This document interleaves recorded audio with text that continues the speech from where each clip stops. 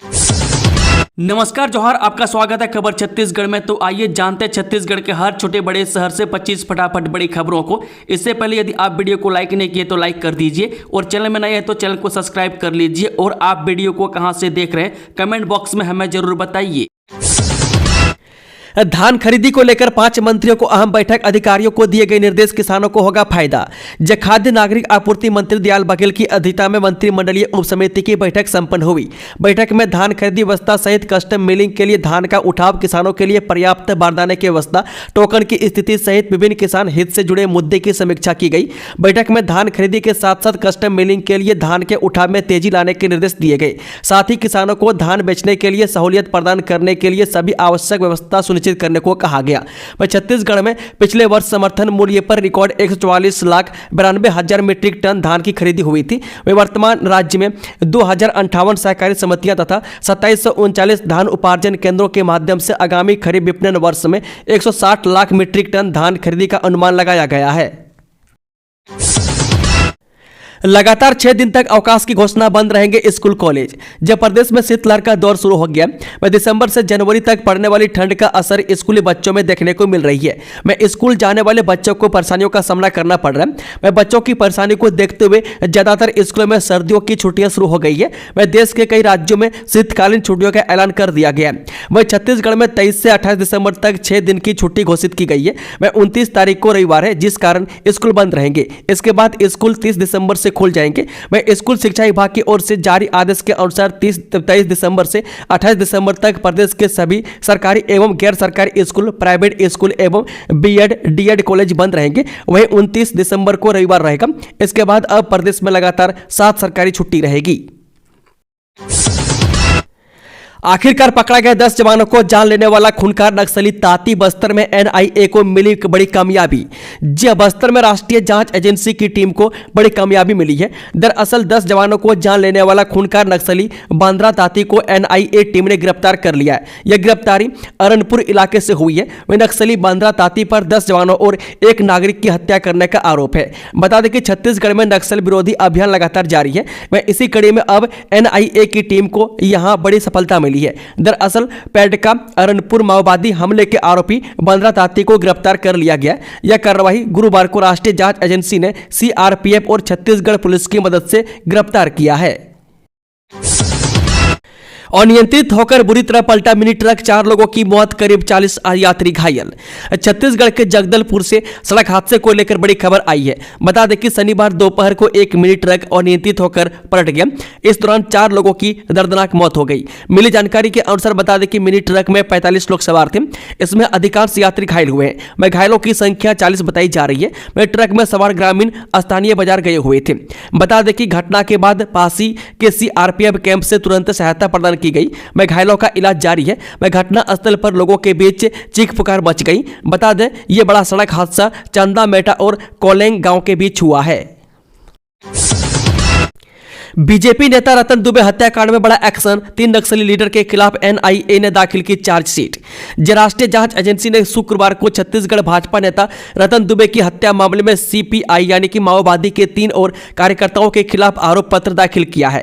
एक आधिकारिक बयान के अनुसार एनआईए की विशेष अदालत के समक्ष दाखिल पूरक आरोप पत्र में तीनों सेनुराम कोरम, लालू राम कोरम और एक सशस्त्र कार्यकर्ता पर भारतीय दंड संहिता और गैर कानूनी गतिविधि यानी कि रोकथाम अधिनियम की धाराओं के तहत आरोप लगाए गए हैं। लेखपाल ने मितानिनों संघ की मारपीट, फोटो खिंचवाने को लेकर शुरू हुआ था विवाद। सूरजपुर का स्वास्थ्य विभाग इन दिनों लगातार विवादों में है। हाल ही में डॉक्टर के नशे में ड्यूटी करने का मामला सामने आया था। अब एक लेखपाल पर नशे की हालत में मितानिन महिलाओं से मारपीट करने का आरोप लगा है। घटना सूरजपुर के सीएमएचओ कार्यालय की है। मितानिन महिलाएं अपनी 2 सूत्रीय मांगों को लेकर कई दिनों से हड़ताल पर थी। हड़ताल खत्म होने के बाद वे काम पर लौटने का ज्ञापन देने सीएमएचओ कार्यालय पहुंची। इसी दौरान ज्ञापन देकर महिलाएं आवक जावक विभाग में तैनात लिपिक वाईजे लकड़ा के साथ फोटो लेना चाह रही थी कि इतने में लिपिक भड़क गया और अभद्र भाषा का प्रयोग करने लगा। आरोप के मुताबिक नशे की हालत में महिलाओं के साथ अभद्र भाषा का इस्तेमाल किया गया। युवा कांग्रेस का सीएम हाउस घेराव का ऐलान 23 दिसंबर को बड़े प्रदर्शन की तैयारी। जब बीजेपी की एक साल की सरकार में अपराध, नशाखोरी, चाकूबाजी, धान खरीदी में वादा खिलाफी जैसे मुद्दों को लेकर युवा कांग्रेस सड़क पर उतरकर प्रदर्शन करेगी। इस दौरान युवा कांग्रेस के राष्ट्रीय अध्यक्ष उदयभान सिंह छत्तीसगढ़ के 2 दिवसीय दौरे पर रहेंगे। उनकी मौजूदगी में यह प्रदर्शन किया जाएगा। इस प्रदर्शन की शुरुआत गांधी चौक से होगी और वहां से लगभग 10,000 की संख्या में युवा कांग्रेस के कार्यकर्ता और नेता मुख्यमंत्री निवास का घेराव करेंगे। पुलिस आरक्षक मौत मामले में गरमाई राजनीति। भूपेश बघेल का सरकार पर गंभीर आरोप। राजनांदगांव जिले के लालबाग थाना क्षेत्र में रामपुर के पास एक पुलिस आरक्षक अनिल रत्नाकर ने आत्महत्या किया। इसकी सूचना मिलते ही पुलिस मौके पर पहुंची और पूरे मामले की जांच शुरू की। वहीं इस मामले में पूर्व मुख्यमंत्री भूपेश बघेल ने सरकार को घेरा है। भूपेश बघेल ने सोशल मीडिया अकाउंट से वीडियो शेयर करके ये आरोप लगाए हैं कि आरक्षक भर्ती घोटाला मामले में दोषियों को बचाने के लिए निर्देशों की बलि दी जा रही है। वह फिलहाल पुलिस ने आरक्षक का शव का पंचनामा करने के बाद जांच शुरू कर दी है। अब आसमान से निहार सकेंगे अमरकंटक का सौंदर्य। पैरासेलिंग, हॉट एयर बैलून जैसे एडवेंचर हुए शुरू। नए साल के पहले धार्मिक और पर्यटन नगरी मां नर्मदा की पवित्र नगरी अमरकंटक में पर्यटन गतिविधियों को बढ़ाने के लिए जिला प्रशासन द्वारा कलेक्टर हर्षल पंचोली के दिशा निर्देशन में विविध साहसिक गतिविधियों की प्रारंभ की गई है। मैं अमरकंटक स्थित मैकल पार्क व मेला ग्राउंड में एडवेंचर गतिविधि प्रारंभ किया गया है, जिसका लाभ अमरकंटक में आने वाले पर्यटकों को मिलेगा। मैं साथ ही अमरकंटक के मार्केट भी समृद्ध होंगे। में अमरकंटक आने वाले पर्यटक भी अच्छा खासा अनुभव प्राप्त कर सकेंगे। न्यायिक सेवा सीधी भर्ती। दिव्यांगों को दिए जाने वाले आरक्षण में सरकार ने किया बदलाव। अब मिलेगा 1% का आरक्षण। छत्तीसगढ़ न्यायिक सेवा में सीधी भर्ती में दिव्यांगों को दिए जाने वाले आरक्षण में राज्य सरकार ने बदलाव किया है। सरकार ने दिव्यांगों को 1% आरक्षण देने की घोषणा की है। इसको लेकर राज्य सरकार ने नोटिफिकेशन भी जारी कर दिया गया है। छत्तीसगढ़ में मौसम में बदलाव, बारिश का अलर्ट जारी। छत्तीसगढ़ में फिर से मौसम में बदलाव हुआ है। कई जिलों में बूंदाबूंदी हुई है तो वहीं अधिकांश जगहों पर बादल छाए हुए हैं। बादल छाने की वजह से ठंड में कमी आई है। मौसम विभाग ने चेतावनी दी है कि प्रदेश में अगले कुछ दिनों तक मौसम का ऐसा ही हाल रहेगा। शुक्रवार को बस्तर के कई हिस्सों में बूंदाबूंदी हुई थी। आज कवर्धा में मौसम का मिजाज बदल गया। जिले में काले घने बादल के साथ बारिश की उम्मीद है। हालांकि ठंड से लोगों को निजात मिल गया, लेकिन फसलों को नुकसान की उम्मीद है। तिलहन दलहन के फसल खराब होने की आशंका है। बंगाल की खाड़ी में बने सिस्टम के प्रभाव से नमी आने के कारण प्रदेश में तापमान सामान्य से 3 से 4 डिग्री तक बढ़ चुका है। अगले 3 दिनों तक प्रदेश में नमी और बारिश की स्थिति बनी रहेगी, जिसके बाद मौसम साफ होने पर तापमान में फिर से गिरावट आ सकती है। दक्षिण पश्चिम बंगाल की खाड़ी में एक सुस्पष्ट निम्न दबाव क्षेत्र स्थापित हो चुका है। धान खरीदी केंद्र में घुसा भालू, मजदूर पर किया हमला, दहशत में लोग। जिले में भालू की धमक से लोगों में दहशत का माहौल बना हुआ है।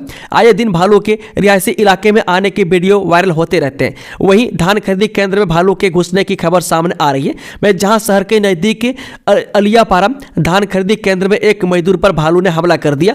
मौके पर मौजूद लोगों ने भालू को खदेड़ा और मजदूर की जान बचाई। इसके बाद घायल मजदूर को जिला अस्पताल ले जाया गया, जहां उसका इलाज जारी है। सूचना पर वन विभाग की टीम मौके पर पहुंची। बांग्लादेश और पाकिस्तान में हिंदुओं के खिलाफ हिंसा को लेकर भारत का हैरान कर देने वाला खुलासा। अल्पसंख्यकों की सुरक्षा सुनिश्चित करने का किया आग्रह। जब भारत के पड़ोसी देशों में अल्पसंख्यकों की हालत किसी से छिपी नहीं हुई है। इस साल पाकिस्तान से ज्यादा बांग्लादेश में हिंदुओं के खिलाफ हिंसा के अधिक केस हुए हैं। वह पूर्व प्रधानमंत्री शेख हसीना की सरकार गिरने के बाद यहां इन हिंसक घटनाओं में तेजी से इजाफा हुआ है। वह शुक्रवार को विदेश मंत्रालय ने पड़ोसी राज्यों से हिंदुओं के खिलाफ हिंसा के चौंकाने वाले आंकड़े पेश किए। वह साथ ही बांग्लादेश से अल्पसंख्यकों की सुरक्षा सुनिश्चित करने का आग्रह किया है।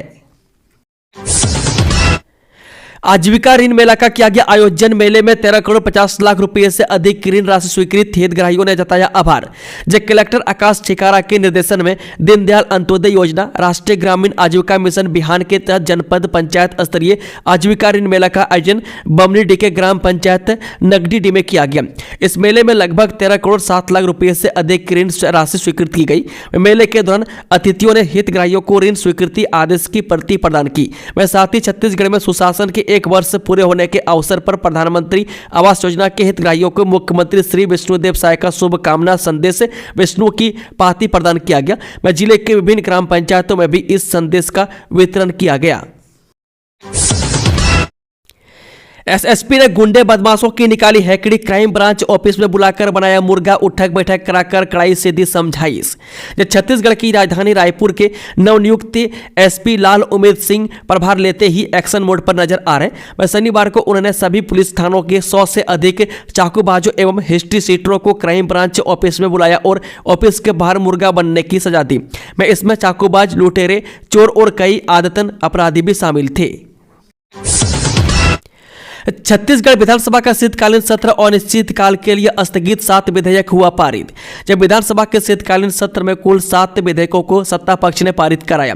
शीतकालीन सत्र इस बार हंगामे के बीच संपन्न हुआ। वह सत्र के चारों दिन विपक्ष ने सत्ता पक्ष को तीखे तेवर दिखाए। वह सदन में कई बार पक्ष और विपक्ष के बीच नोकझोंक हुई। वह शीतकालीन सत्र में सदन के पटल पर 7 विधेयकों पर चर्चा हुई है। वह शुक्रवार के दिन के लिए सूचीबद्ध कार्य पूरा करने के बाद विधानसभा अध्यक्ष रमन सिंह ने सदन को अनिश्चितकाल के लिए स्थगित कर दिया। बता दें कि सत्र के दौरान कुल 4 बैठकें हुई। वह सभी बैठकों में लगभग 21 घंटे तक चर्चा हुई। विधानसभा अध्यक्ष सिंह ने कहा कि सत्र के दौरान 420 तारांकित और 394 अतारांकित प्रश्नों सहित लगभग 814 प्रश्नों की सूचनाएं प्राप्त हुई थी। मैं आपको बता दें कि अतारांकित प्रश्न वे होते हैं जिनका उत्तर मंत्रियों द्वारा लिखित रूप से दिया जाता है। तारांकित प्रश्न वे होते हैं जिनका उत्तर प्रश्नकाल के दौरान सदन में मौखिक रूप से दिया जाना चाहिए। मैं अध्यक्ष ने कहा कि सत्र में कुल 288 ध्यान आकर्षण सूचनाएं प्राप्त हुई, जिनमें से 85 सूचनाएं स्वीकार की गई है। 8 को शून्यकाल में परिवर्तित किया गया है। मध्य प्रदेश से पकड़े गए डुप्लीकेट चाबी बनाने वाले चोर, दुर्ग में लगाया लाखों का चूना। अलमारी की चाबी बनाने के नाम पर जेवरात लेकर चंपत होने वाले बदमाशों को पुलिस ने पकड़ा है। पकड़े गए दोनों बदमाशों की गिरफ्तारी इंदौर से हुई है। एडिशनल एसपी अभिषेक झा ने बताया कि आरोपी लोगों को डुप्लीकेट चाबी बनाने का झांसा दिया करते थे। जब कोई परिवार इनके झांसे में आ जाता तो उनको बातों में उलझाकर कीमती सामान लेकर फरार हो जाते थे। पकड़े गए दोनों बदमाशों के पास से पुलिस ने 8,70,000 का चोरी का माल पकड़ा है। आरक्षण ने बदला अंबिकापुर निगम का समीकरण, कई दिग्गज नहीं लड़ पाएंगे चुनाव। छत्तीसगढ़ नगरीय निकाय चुनाव के लिए आरक्षण की स्थिति साफ हो चुकी है। यह तस्वीर भी अब साफ होती जा रही है कि किन वार्डों से कौन मैदान में उतरेगा, क्योंकि आरक्षण के बाद कई सीनियर नेताओं के मंसूबों पर पानी फिर चुका है। वहीं कई दिग्गज अब आरक्षण के हिसाब से तैयारियों में जुटे हैं। हालांकि बड़े नेताओं को संगठन चाहे तो अन्य वार्डों से भी मैदान में उतार सकता है, लेकिन ऐसी स्थिति में उनकी जीत की गुंजाइश कम हो जाती है, क्योंकि लोग जिस वार्ड से चुनाव लड़ते हैं वो 15 से 20 वर्षों तक वहां की जनता के साथ जुड़कर सेवा करते रहते हैं। गुरुवार को नगरीय निकाय के चुनाव के लिए वार्डों के आरक्षण हुए।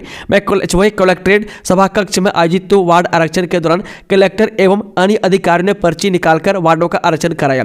इस दौरान ST, SC, OBC सामान्य वर्ग के लिए महिला एवं पुरुष वर्ग के आधार पर लॉटरी निकाली गई। शासन के निर्धारित आरक्षण के तहत अनुसूचित जाति, महिला एवं पुरुष वर्ग से 2 सीट आरक्षित किए गए। इसके बाद अनुसूचित जनजाति महिला वर्ग के लिए 3, अनुसूचित जनजाति मुक्ति के लिए 7, अन्य पिछड़ा वर्ग मुक्त के लिए 8, अन्य पिछड़ा वर्ग महिला के लिए 4, अनारक्षित महिला के लिए 8 और सामान्य वर्ग के लिए 16 वार्डों का आरक्षण किया गया।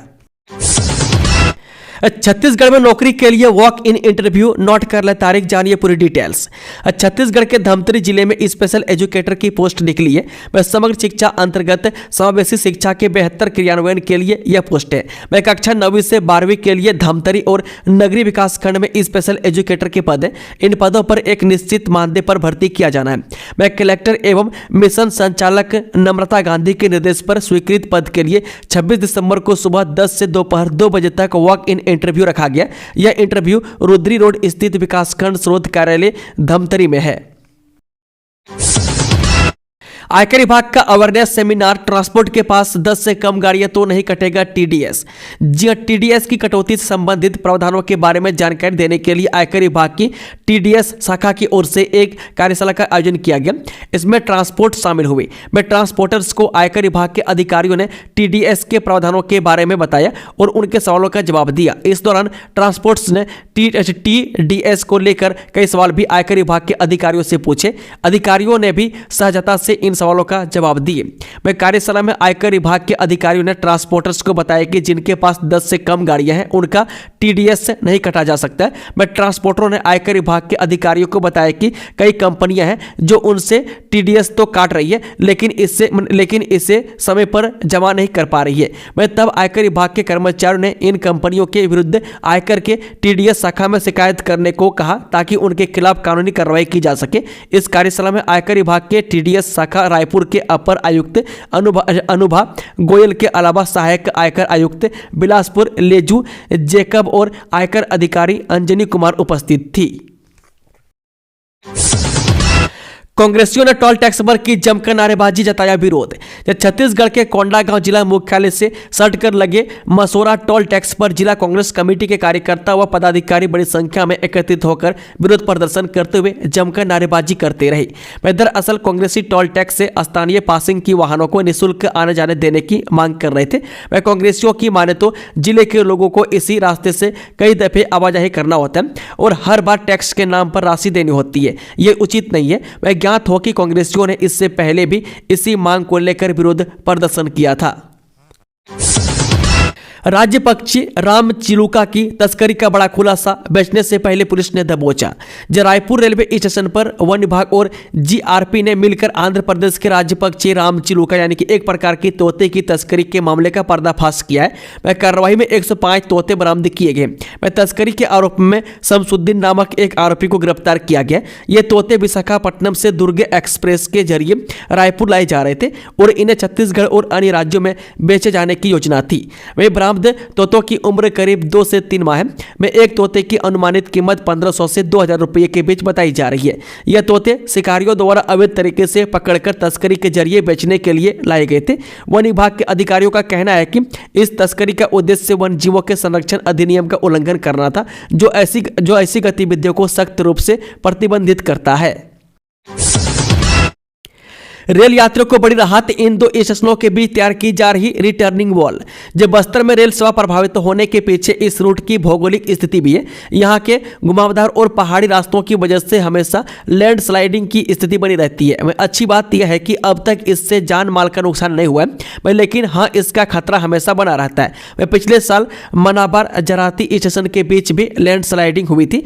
इसके चलते करीब 1 महीने तक यात्री ट्रेनें प्रभावित रही। ऐसे में इस जगह पर भूस्खलन से मालवा रेलवे ट्रैक पर न आ जा सके, इसके लिए रिटर्निंग वॉल तैयार की जा रही है। इसका काम भी करीब 80% तक पूरा हो चुका है। इसके बन जाने से उम्मीद लगाई जा रही है कि रूट में यात्री ट्रेनें लैंडस्लाइड के बाद भी प्रभावित नहीं रहेगी।